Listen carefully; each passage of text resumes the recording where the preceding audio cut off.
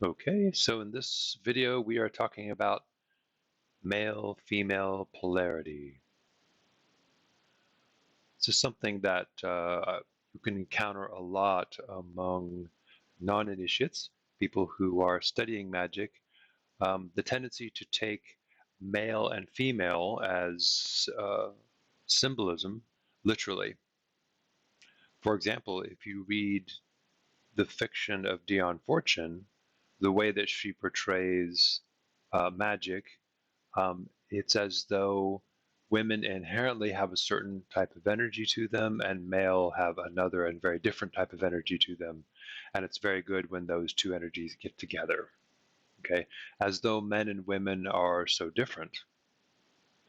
Okay, and then if you read her fiction, it almost comes across as though she's really into romance novels, and there's something very important about men and women getting together. And she lived in a very gender binary time, of course. So we can't blame uh, an occultist for having sort of a gender binary, view of magic. When we look at the male-female polarity that happens within the symbolism of magic, uh, it's important not to take it literally, as I'm very often fond of saying on this channel. The adept lives in a non-literal way. In fact, really, what I propose as one of the awareness exercises for the portal grade, that's before you become an adept, I recommend maybe doing exercises and thinking in a non-literal way. In other words, nothing that you see should be taken at face value. Okay, so even when it comes to things in your environment, it's basically looking at the world like Socrates, like you don't really know what it is that you're looking at. You are aware that you're slapping labels on top of things and using things in particular ways as though they really are these things, but you really don't know what you're looking at.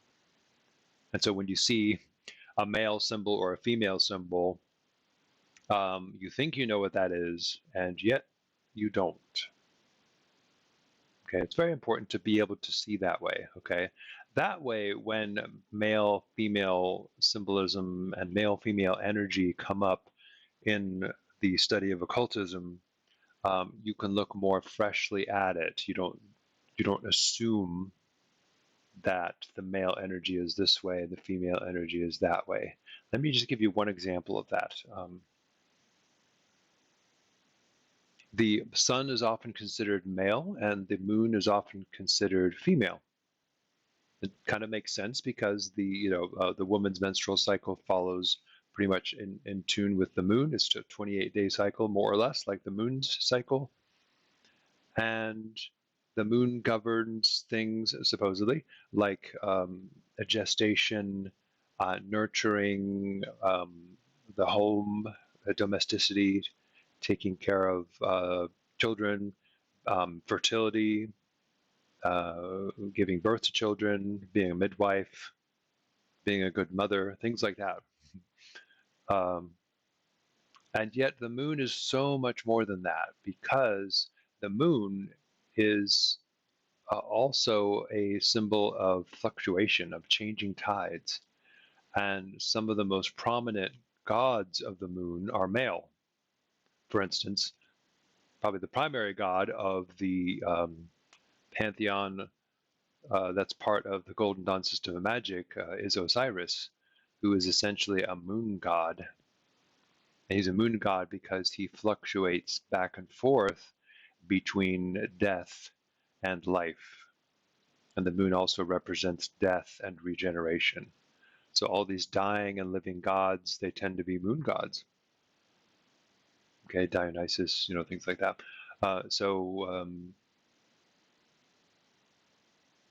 So the fact that when things come forward into the world and change is happening, this is the world of manifestation where things the actions happening, right? So we have the active things going on. And this could be seen as the world of the masculine, where go out and do things, right? And where in the background, there's just peace. Behind all that, there's just peace, and that can be seen as then um, a female. Okay, so in regards to the moon being a male force, um, it's more like the sky behind the moon, like the night sky behind the moon would be female, and then the moon itself would be male. Okay, that's just one example of how you don't have to get stuck on sort of the encyclopedia definition of what the moon represents, okay, and what the sun represents. And the same thing goes for when you see male and female energies going on in relationships and people, or male and female symbolism going on in occultism.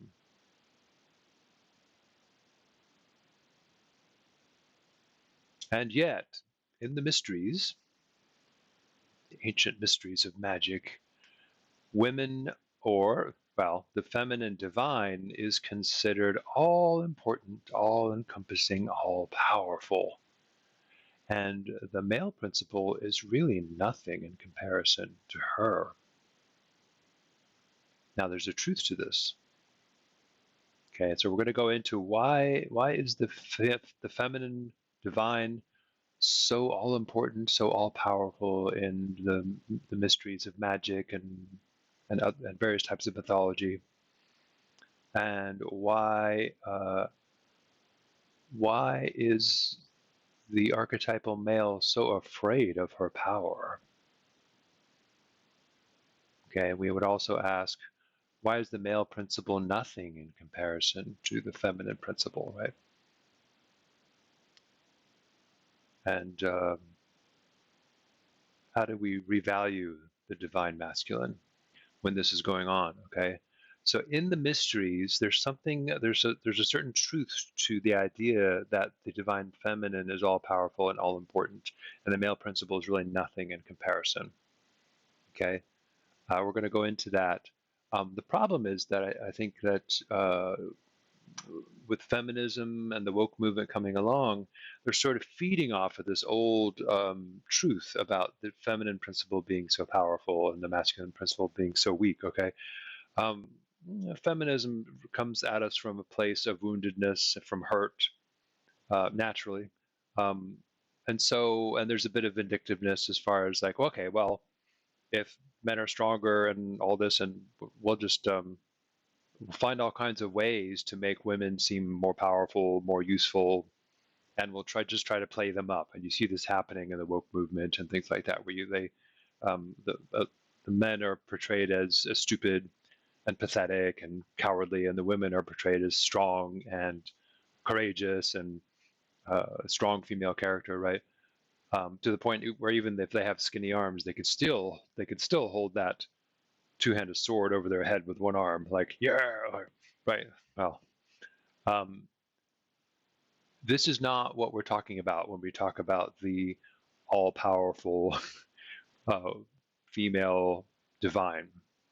Okay, none of this feminism and none of this woke stuff is really all that important when it comes to the mysteries of magic.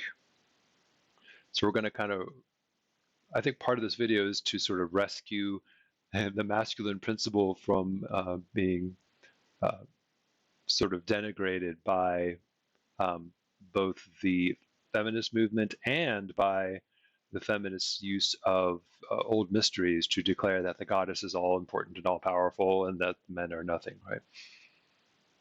We're going to talk about how it is that men are nothing, okay?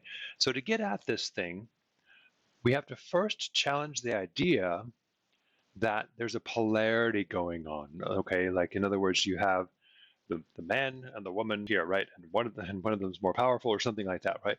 No, no, no, no, no. Okay. So this idea is that you have like sort of like two rods in a nuclear reactor, and if they get close together, they heat up and cause energy or something like that, right?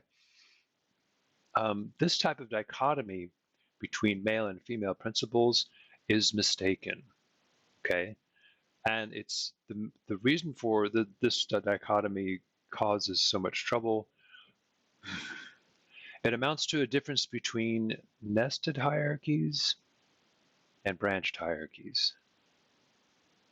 And I don't have a lot of time to go into that now.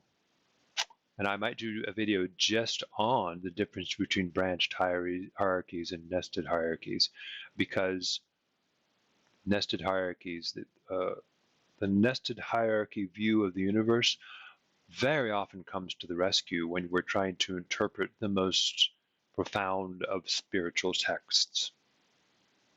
We're like, what the hell are they talking about? I can't understand any of this. But if you have the key of how nested hierarchies work, a lot of stuff makes sense. And I will talk about that later, okay? And of course, the idea of the nested hierarchy is rather feminine.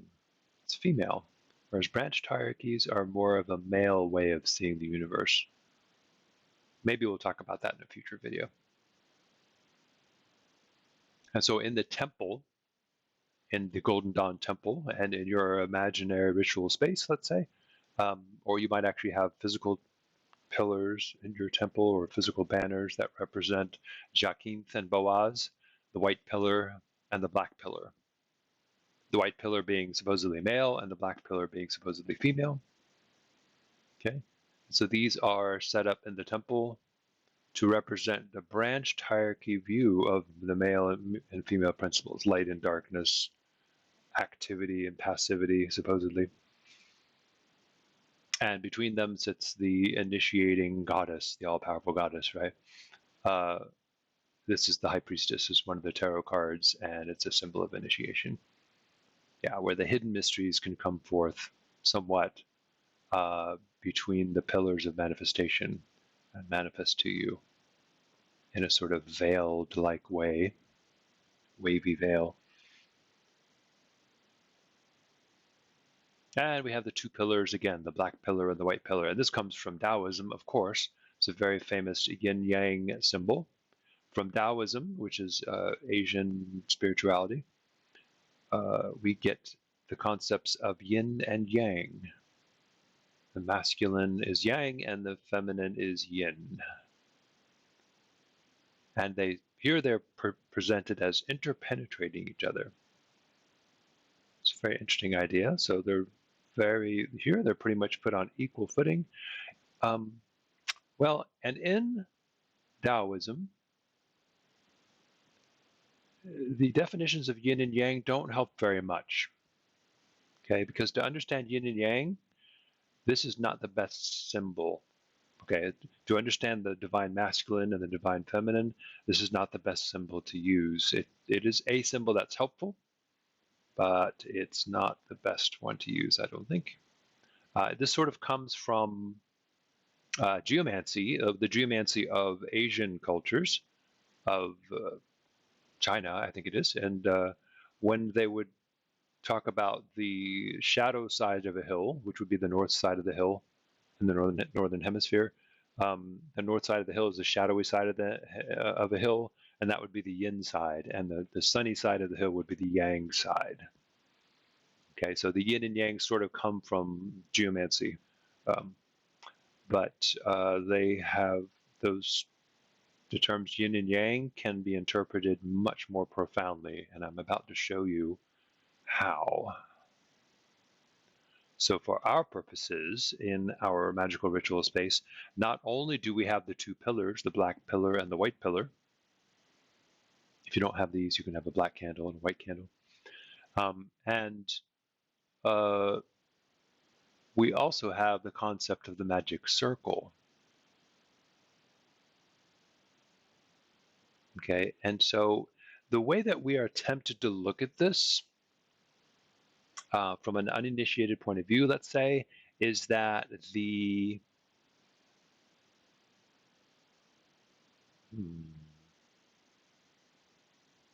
that what's happening outside, beyond the magic circle, is the world of action, where things are happening out there in the environment, maybe, okay? And that's where you go out into the world and you do business and you get things done. And then you crawl back inside the womb, inside your magic circle, and you gestate there for a while. Okay. And then you go back out in the world and you do things out in the masculine realm of activity and work and fighting and whatever. Like, and then you go back into your protected space, and then you're protected in your womb of like, which is like a feminine space. Okay. Well, um, it would be best to look at this not as a place to retreat into. Okay, so this is more a symbol of the universe itself as a gigantic womb, and in the midst of it, in the middle of it, is the masculine principle. It's like a big mommy, and the baby's inside. Okay, so rather than having two pillars, now we have a womb with a divine offspring, which is male, archetypally male. Okay, there's a reason for that. Let's see. And when we take this symbol of the magic circle with the magician standing in the center of it, as the male principle, by the way. Okay. So when a woman stands inside her magic circle, she also is embodying the male principle. She's a child within that circle coming forth. Okay. And there's a reason why it's male. Okay. We're talking symbolically, not literally. And so the magic circle, when you elongate it, you sort of get the aura shape. So around the body is an oval shape, and that dot in the center now elongates into the middle pillar, let's say, okay? And that dot in the center now becomes this persona that exists as a person that exists in a line of the body. It's extended now, okay? And this is kind of the line that we play with when we do the middle pillar. Okay, this is also the line that we evolved up through. Okay, so we kind of evolved up from the brain and the gut, which is, um, if you look at trees and shrubs and plants, the root system is the brain. Okay, and that pretty much is their brain. The plants have a rudimentary nervous system, and their thinking part apparently is the roots. Okay, we are related to that, but our root system, of course, is in the intestines. Okay, so that's called the enteric brain. And we have evolved further from that, supposedly, up into the cardiac brain, which there are also brain cells here, brain-like cells, right? And then, of course, we also evolved up into the head, the cephalic brain, and that's the brain that thinks it's in charge. Okay, and so as we've evolved up into here, we'd have developed a detachment from the world. We can see the world from outside of the world. So the world is now looking at itself through our eyes, okay? And in the process of looking at the world like this from up here in the control tower of the head, we developed this ego persona that thinks it really is this thing that has to run around and look at things and grab things and eat them and whatnot, okay? And then we identify with that ego persona, okay? So this is, and this, so this whole, the magic circle has now become stretched into an oval, and the dot in the center has now stretched into the middle pillar, and this middle pillar represents evolution from sort of plant-like existence through reptiles, through fish, through reptiles, through birds, and whatever, like to humans, sort of. Okay, and what you'll notice is this vesica piscis is similar to that idea.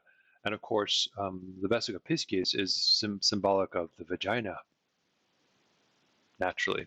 It's kind of graphic now, isn't it? There goes the monetization, right? And this is it's considered a sacred symbol in many, especially European mysteries, naturally, because it echoes the shape of something that many men and women hold very dear.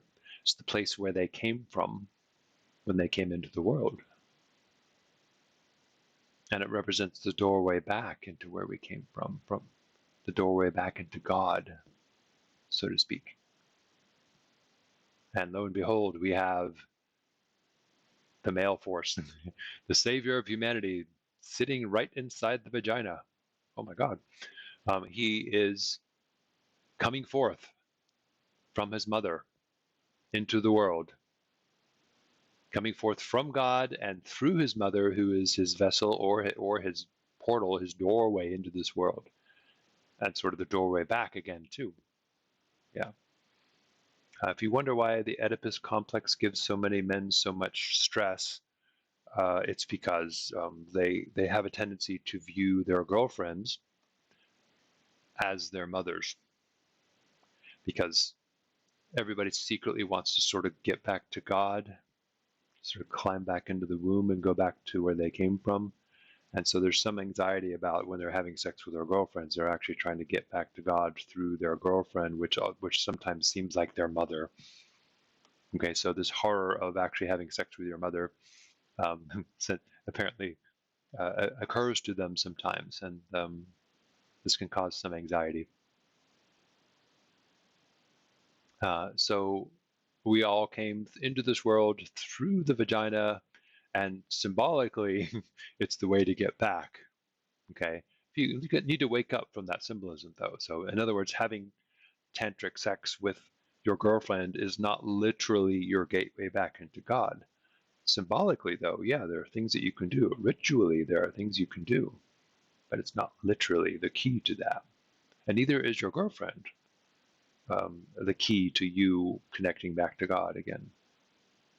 Okay, that's very important. So when the woman becomes a symbol of the sacred enclosure, or even the conduit back into the divine, in this sense, women are perceived symbolically as closer to God than men are, because men are out here in the world, running around doing things, fighting, making a living, dragging home a carcass to eat, right?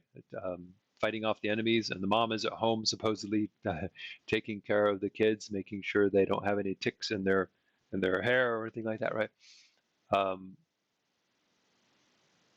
and then she is the ultimate gate where all of the people come from, and as such, she is right up against God, or the divine, or the God, realm of the gods, whatever it is, right? The underworld, and so she becomes more symbolically powerful because of that proximity to the divine that she supposedly has.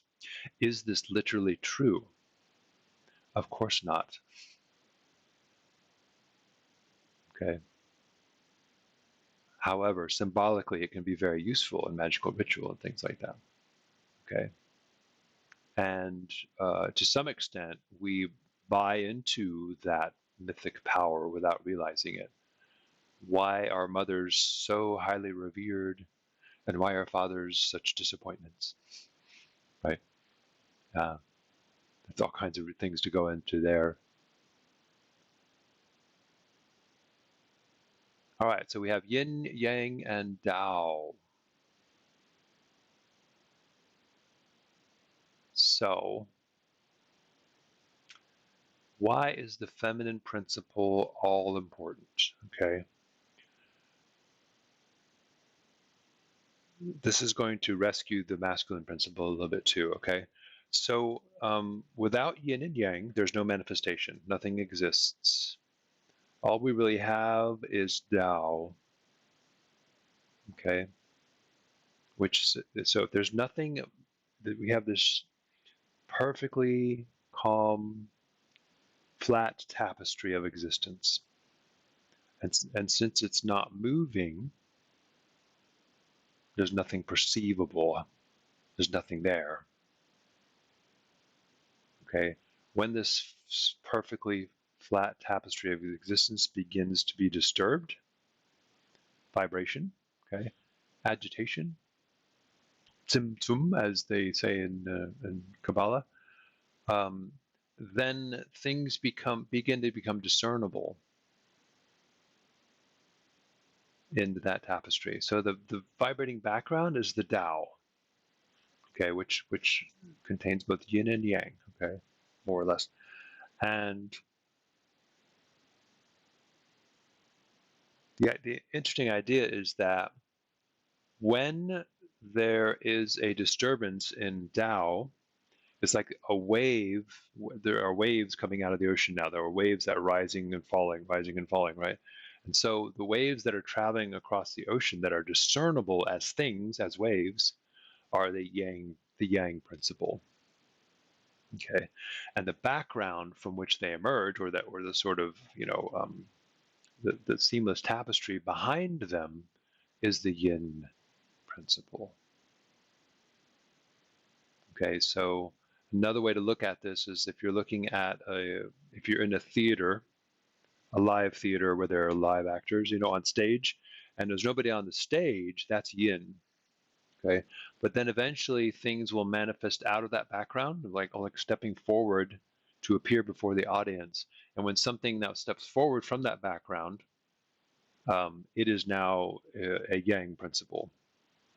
It's a character that has materialized and it can now do things in the world of action. Okay, and to a mystic, that basically means that the the unmanifest background of existence has sort of undulated and extended forth part of itself, and that is now embodied as a particular character that is standing forth from the background. Okay, so the universal background, which is invisible, has bodied forth something because it sort of just billows forth and then creates this thing on the stage right there in front of the audience, right?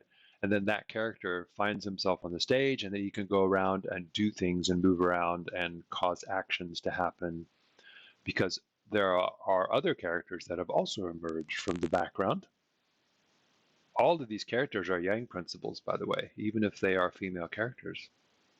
The ultimate background is that the mother of all things is that which bodies forth all of these different characters. These things that are bodied forth, all of them are considered male principles because of the phallic nature of what's happening there. When you yourself are extended forth from the background of unmanifestation, and you now appear because you are this outjetting force from the background, okay? So that means the background behind you is yin, becomes yin, in relation to you standing forth from it, which is yang. Okay, this means that all imaginary characters are yang in nature, including female characters, because the great mother of existence exists behind them, invisible, as the sort of dark background from which they have emerged. Okay, and eventually they will recede back into her. Okay, now the interesting thing is that this is why the female principle is all powerful then, because when there are male principles or characters that have stepped forth and have materialized in the universe and have arisen as characters, they are thrust forth into this world very much like a phallus, right? Upjetting from the female force. Okay, and that's why you can see them, because they're jetting out, sticking out in the world, right? It's a phallic type thing. And when that's happening, the background behind them is now considered female, and the characters in the foreground are considered male. Okay, and as you can tell, the incredibly huge background, infinitely large, is all important. And the characters that momentarily appear on the stage and then disappear again, they are not very important. Okay, this is why the male principle of yin and yang is really nothing in comparison to the goddess. Okay, yang is really nothing in comparison to yin. However, yin does not exist unless yang is present. Because if there's no yang extending itself forth into manifestation, visible, if there's no yang there, then no yin is discernible. And so the yin disappears as well. Okay. They are not truly separate from each other, as you can tell. and they are simply labeled by consciousness as different things when they are not truly different things at all. They're both the same principle, which is Tao. Okay, so you might look at it this way. A wave that you can see stirring on the surface of the ocean is Yang principle. The ocean itself is Yin. If the ocean is completely flat, then you really can't see anything happening. There's nothing there. There is no Yin, there is no Yang. Nothing's discernible, okay? Okay, and then all we have is the Tao, or actually Wuji would be a better principle for it, because when the Wuji principle is in vibration, it becomes Tao, and Tao is the principle that's behind Yin and Yang, essentially. Okay, so yeah. Anyway, that is Taoist explanation. Okay, this is very important to magic. The male principle is that which juts out from the female principle. Okay, and in some extent, this is echoed in our biology. For what are men but modified women? Remember the X chromosome? Women are XX chromosome, men are XY chromosome. And so women are simply the human, this seamless human race, let's say, and then men are something special. They are an augmented female. The X chromosome blueprint of human proteins and expression and things like that has been modified slightly by the Y chromosome to become physically stronger, faster metabolism, thicker skin, stronger bones, um, often much better dexterity, things like that. On average, uh, uh, for humans, that is. And also with a tendency to be audacious, on display, more visible, more prominent, jutting, sticking out at you, very phallic in nature too. Okay, um, you'll find that males of all species tend to behave that way. It's like a cock on the walk, basically, right? All right, so now we have the mythology of the Golden Dawn, where they tune into Egypt, ancient Egypt, and the story of Osiris and Isis and Horus and Set, of course, too. So Osiris was a great king who helped to civilize Egypt and rescue it from the Great Flood and teach its inhabitants to stop eating each other and develop agriculture. He is a god of agriculture, but he was eventually betrayed by his evil brother Set and cut into pieces, long story short. And his mother, his wife was in mourning for him, and then of course Set takes over the kingdom, and he's an evil tyrant. And then Isis goes into hiding. Isis doesn't have an heir to offer the kingdom, so Set rules with impunity. He's not being challenged by the heir of Osiris because there is no heir. She hasn't borne anyone yet. And now she has a problem because Osiris is dead. He's been cut into pieces. So she travels all over Egypt to find the parts of his body, which Set has scattered everywhere. She finds the parts of his body and sews them together. You can see the stitches there. She sews them together. She does not find the phallus. It seems to have been lost. Okay, and that's very important because Osiris is in the underworld. He's dead, and he's restless and passive there. And I guess restless because he's been murdered unjustly, right? And there's still more to do in the world, right? And so Isis realizes this. So she constructs a phallus, sort of like a dildo, and attaches it to the dead body. This is like the original necrophilia, necromancy tale, right?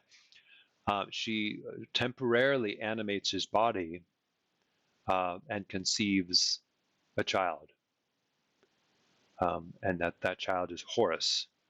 Okay, and so this is also a tale of immaculate conception, except dead bodies involved. That's not very immaculate, is it? But you can see that Isis is conceiving the offspring of a god, pretty much, from the underworld, of her dead husband. Okay. Eventually, Horus grows up to realize that he is the heir to the kingdom, and he becomes a channel for the powers of his father from the underworld into this world. Okay, and if you study the 0 = 0 ritual of the Golden Dawn, the Hierophant is a very important officer in that temple setup, in that ritual.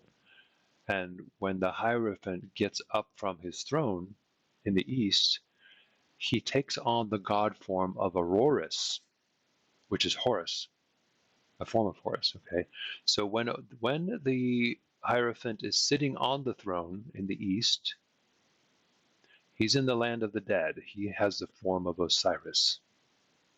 But when he gets up and he comes forth onto the temple floor, he adopts the god form of Aurorus, which is Horus, an older version of Horus, a mature form of Horus,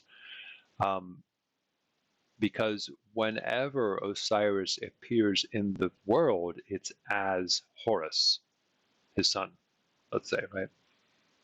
And of course, each of us is kind of like this. You know, we have an aspect of us that is in the background, in the underworld, or in yin, or like has retreated back into Tao. Remember, when Osiris was killed, every body part was found again except for his phallus, which indicates that he has been emasculated, and he has receded back into yin, or into the underworld, into the Tao, right? And there is no yin and yang for him until Isis gives him a rudimentary phallus, does the ritual, and then he's able to now extend forth into the world in a very phallic-like way, into her, and then into the world as the son Horus, who then grows up to avenge his father and to continue or to complete the work that he was trying to do in Egypt. Okay. And so you can see that this is the same principle again. Osiris is in the background. He's nothing, pretty much, as it's this dead god right in the background, and the Yao, and he's retreated into the Tao, right? And through the background of Yin, which Yin is now represented by Isis, through Yin, he extends forth into the world as Horus. Horus is a very phallic force, right? And his mother is that which brings him forth. He stands forth from her. Okay. There's a lot of archetypal power behind the very simple saying that behind every powerful man is an incredible woman, or something like that, right? In other words, that's really more of a reference to the archetypal power of yin and yang.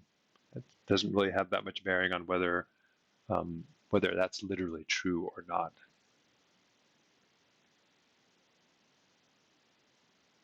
So when you have a male-female polarity, that polarity is not necessarily between two characters on the stage, between a woman and a man like this. Male-female polarity is something quite different. Okay, and so this is something that Carl Jung got wrong when he defined the anima and animus. Okay, and James Hillman pointed this out too. James Hillman is a neo-Jungian psychologist, and he basically said that when Jung defined anima and animus, he would say that for every man, the outward persona is the animus, and the inward subconscious persona is the subconscious is the anima. And for a woman, the outward persona is the anima, and the inward persona is the animus. Okay, and of course, animus is the male, and anima is the female. If you know your Latin, okay. No, no, no, no, no.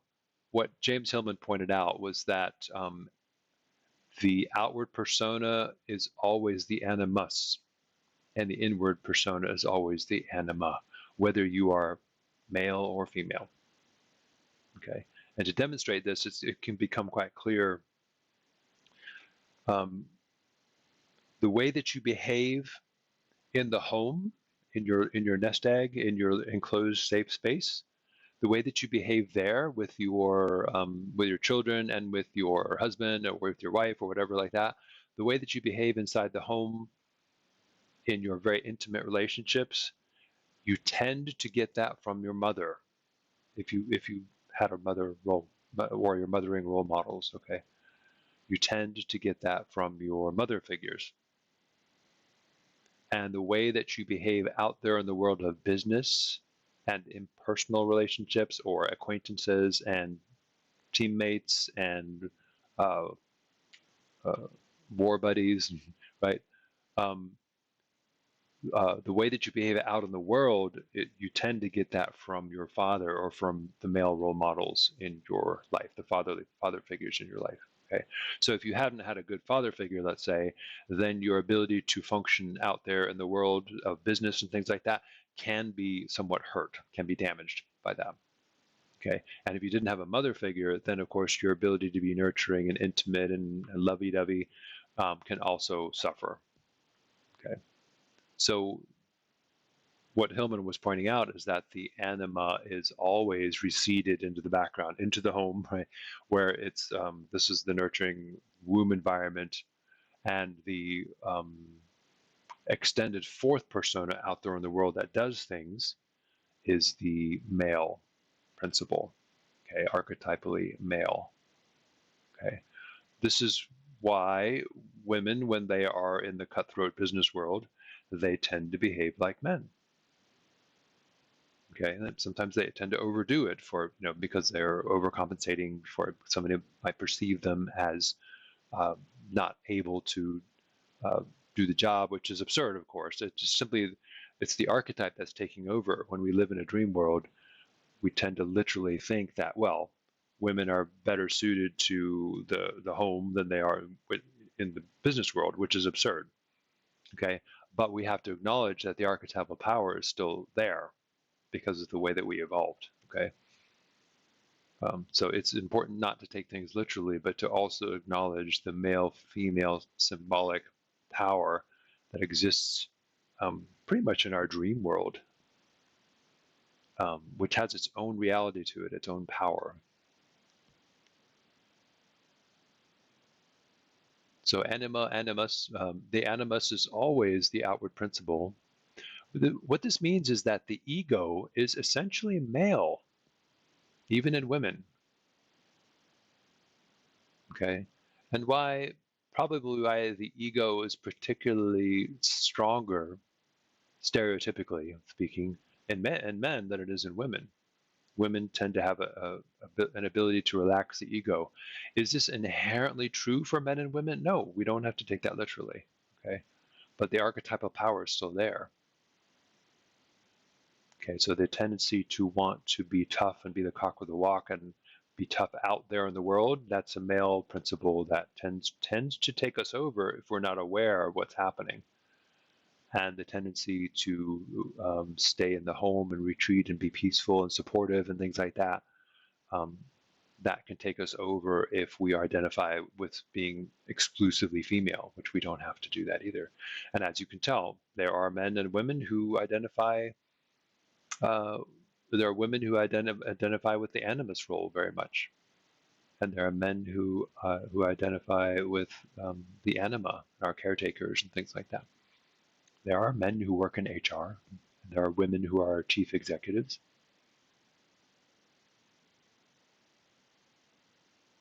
And of course, what this means is that but you have to remember that when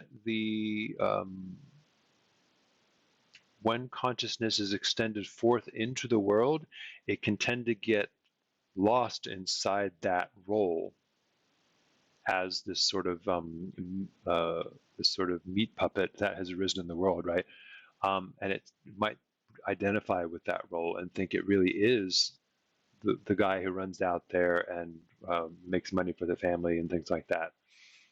Um, when a person identifies with their role as the chief executive, as the worker, as the person out there who's making money, whatever, when they over-identify that with that, they tend to become a dickhead.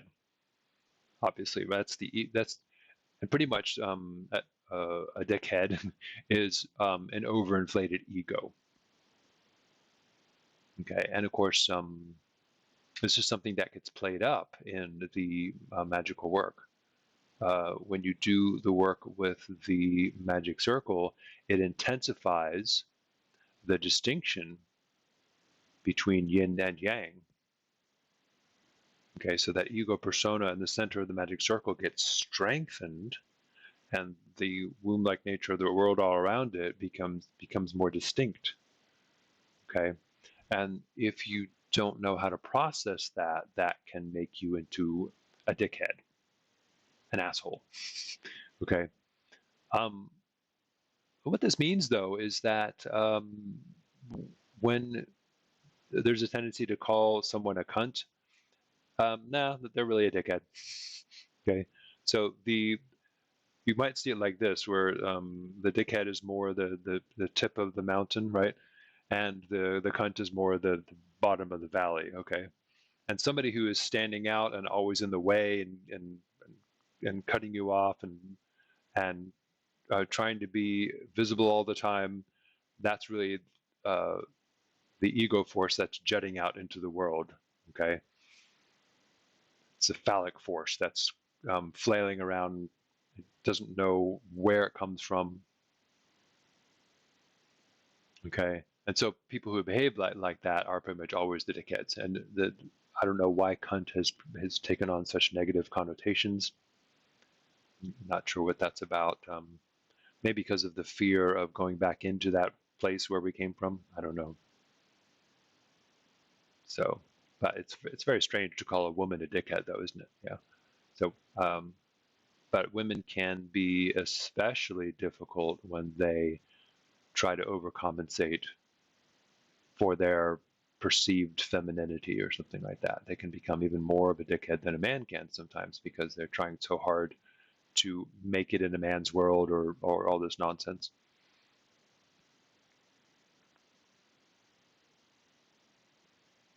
So now comes the myth of kingship. Where does the king's power come from? Okay, and the king is essentially masculine. It's a masculine force.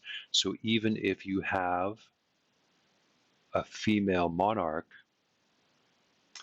her actions in the world, her ability to get the job done, is essentially a masculine force. And this becomes apparent when women take charge of a situation. They tend to bark orders. They tend to adopt a more manly persona. Just look at the way Queen Elizabeth behaved. And so this idea of kingship, the problem with the king is that he might forget that he is extended forth from yin, that he has a yang principle that has extended forth from yin. Okay, in other words, he forgets that he himself has come up from the earth herself. The earth has given birth to him. And if he forgets that, he might abuse the very earth that he came out of. Okay, so back in ancient times, it was very important for the king to acknowledge the goddess as his ultimate superior. And even to acknowledge that he would die back into her. So the king, if he's worthy of being a king, is able to experience ego death. His ego dies. So he's If he has a true initiation as a king, he can recede back into the mother goddess, let's say, and realize that he's not all that big a deal, that all of his power comes from her. Okay. Of course, if he recedes back into her, then she doesn't exist either. All we just have is the universal seamless nothingness, right? The unmanifestation, right? So, and when he is extended out into the world and he's looking around, he knows, he thinks he knows who he is. He has to somehow ritually remind himself that all of my power comes from her or comes from, Mother Nature. Okay.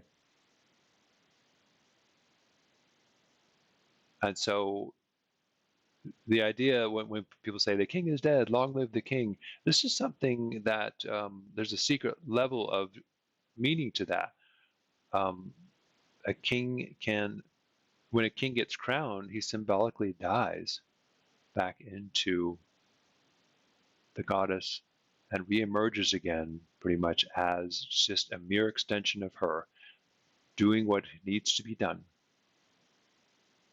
He's no longer a cock with a walk anymore. He has to do his duty. Ego has died. And this is something that every magician supposedly has to go through. They have to, in order to really get the power of nature behind him, okay, he has to let go of his outward persona and disappear back into the goddess and then reemerge as just a mere extension of her. Okay, this is what we call light in extension. Okay, now he's extended forth from the goddess, that's fine, but we have to remember that once he recedes back into the goddess, both he and the goddess disappear, and all we have is the universal unmanifest, right? But if he extends forth from the unmanifest, then the background behind him becomes the feminine divine principle, which is the source of his power. Okay, does she exist without him? No, she does not. Does he exist without her? Of course not. Impossible. He extends forth from her. He came from her. Okay, so when the king has died, we are celebrating then because now he can truly live and govern properly, responsibly, not as an ego, but simply as an extension of the goddess.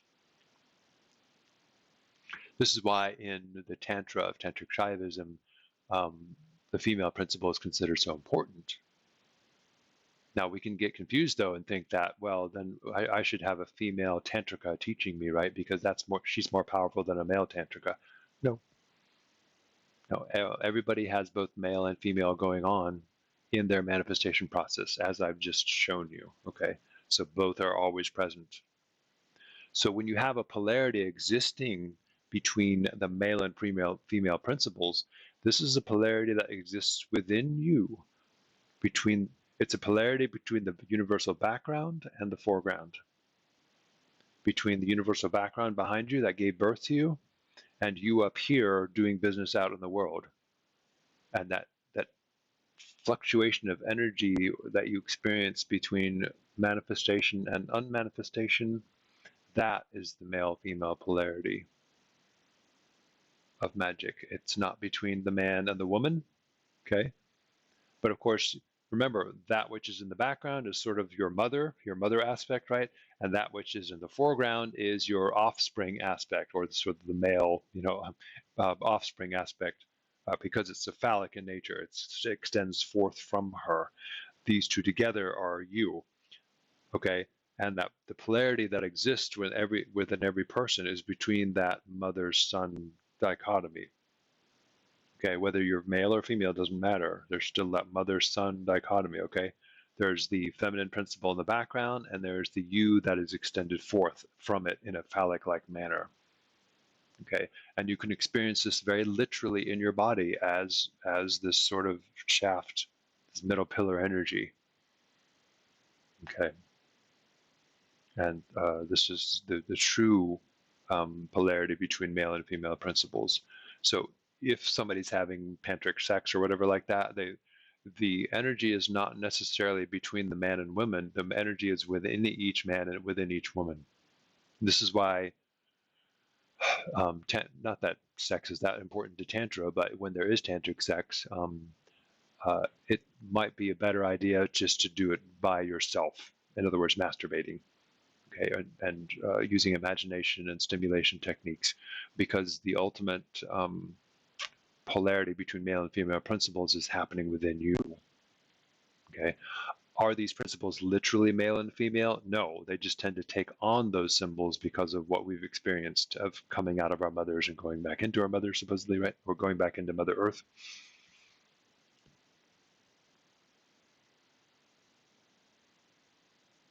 So which is better, male or female? It's not a fair question, because uh, we don't really exist unless the male principle is present. In other words, the extending forth principle is here. We are a character who has appeared on the stage. This is us in our phallic manifestation. We have come forth. We have emerged from the background, sort of in a phallic-like manner. We are here now, right? That's the male principle. And of course, if it doesn't remember its connection to the background, it becomes weak, sickly, actually. Yeah, like many humans are now, right? And when we learn to connect back to our universal background, which is nature, the environment, the unmanifest, the invisible realm, the underworld, when we learn that we have extended forth from that, we can then draw power once again from that background, from our feminine principle, for lack of a better word for it. And this power is represented, of course, by the power of kingship, the ability to sit in repose upon your throne and do nothing unless the action is called for. There's an action called for. And then you can decisively strike forth from your unmanifest position into some kind of manifest action. And then you basically go back to the throne, and then you're not doing anything anymore, and you're simply observing. Okay, so the king, as he sits there and observes what's going on, is in his feminine role. But when he goes forth to interfere in some kind of situation, then he becomes he adopts the masculine principle. And of course, for the adept, for the magician, it's usually good to stay most of the time within the feminine principle and simply exist in a receded sort of state, not doing very much. This is the goal, okay? You don't have to do very much. But occasionally you will strike forth from the underworld, let's say, right? And go forth and manipulate something, do something. And of course, this can be a very harsh action too when you do that. And then, of course, you withdraw again and say, okay, like I've done enough. It's better just to let things run themselves, but occasionally you have to run forth and stir something up a bit, and then you step back, and then you let things go again, and let things go. Okay, this is the power of the king to do that. Most of the time, the magician is simply observing and taking it all in. Okay, it's sort of like a universal sponge of awareness. Okay, but sometimes you find him going forth to stir something up in a particular way, and then he recedes back again. Okay, and if you have a really good boss at work, let's say, this is the way they function. They don't really have to do very much, but occasionally they take a very strong action in just the right way, stir things up, and it's not pleasant necessarily, right? And that's the male principle in action, very decisive, very powerful, okay? And this can be experienced as sort of Excalibur rising from the underworld to do something in the world. That's fairly harsh, but it's just, okay? And then it recedes back into the underworld again, okay? So a tyrant would not be like that. A tyrant is always in the male mode, interfering with everything that's going on, constantly interfering with this and that, okay? And which makes a mess of everything because of that, okay? So, and when the male principles are in balance, this really means that the feminine principle tends to predominate. And the male principle only, it's imbalanced because it's so harsh. So if 50% of your action was male and 50% of the action was female, that'd be too much male principle going on. The male principle is too harsh, too potent, too invasive, too penetrative, right? It's only necessary some of the time. So in order for them to be in balance, the male principle is not going to be that big a deal. It's not going to be very audacious, okay? And you'll find that the most confident, successful men tend to be very chill. They have that regal quality. They don't have to do very much. And but when they do, it's very decisive, very potent, and then it's not for very long, and then they're back to normal again, back into that state of confidence and repose again. Incidentally, when testosterone and estrogen are in good balance, and testosterone is relatively high, men tend to be quite calm, not aggressive. Okay. The thing that makes them aggressive is when estrogen tends to predominate. Actually, estrogen is the mood swing hormone. Okay. The reason testosterone gets such a bad rap is because when it's in excess, it quickly gets converted to estrogen, which then creates mood swings. Okay, so if you do steroids, which is like a ridiculous spike in testosterone-like hormones, that gets converted to estrogen-like hormones, which then cause havoc, roid rage, right? Yeah, so if testosterone is relatively high and stable and not constantly being converted to estrogen, then it tends to produce a very confident, very regal persona, both in men and women. Women have testosterone too. Not as much, though, because they're more sensitive to it.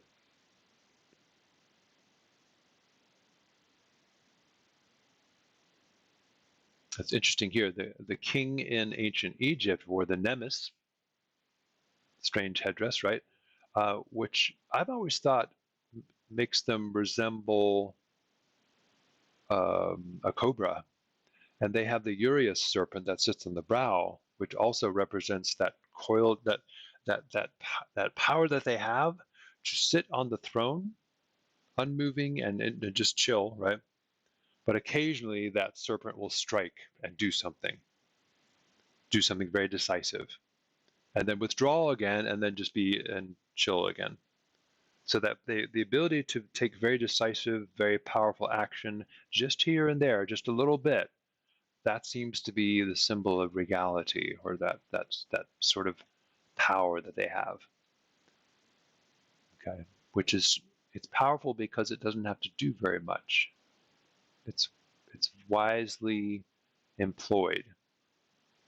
If it's constantly being used, it's invasive, it's destructive, it doesn't trust things, it's paranoid.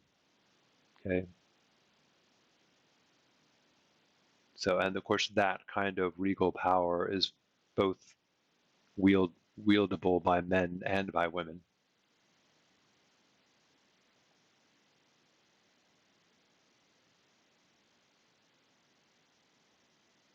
And of course, this once again represents the magician inside his magic circle, and the ability to sort of strike forth from that magic circle, from that dot, into the world decisively, here and there. That's the power of the magic wand, per se, or the magic sword, or the magic dagger. Okay, the ability to do that, and of course, the polarity of tantra and magic, the male-female polarity exists between the inner world and the outer world of the magician. Okay, the inner world being the feminine principle, and the outer world then being the male principle. Okay, but the male principle is harbored inside that magic circle, and of course, it occasionally goes out there and does something, surgical strike, right? Okay, and then withdraws back inside its mom again, right?